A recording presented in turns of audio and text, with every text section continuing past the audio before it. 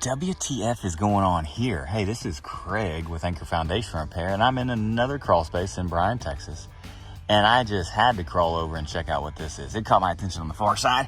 I scurried over here to take a look at it because it's the strangest setup ever seen in a crawl space. Bunch of stacked concrete blocks. Of course, they've been overloaded and they've cracked like this, and no problem, they're stacked up. But the really absolute craziest thing about this is a skillet on top that is, I don't know, it's got a little lever, maybe. Like, are you supposed to jack with this, or are you just supposed to shim with that? I'm not quite sure, because this is the craziest setup ever. Not only that, it's just one 4x4 holding up one joist. So really, in the end, what's being accomplished here? I'm not sure either way, but I know it's not working. And you know, I'm not a fan of steel shims in a crawl space, but I guess I would go with steel shims over a skillet any day of the week. But with that being said, come on, man, you could do better.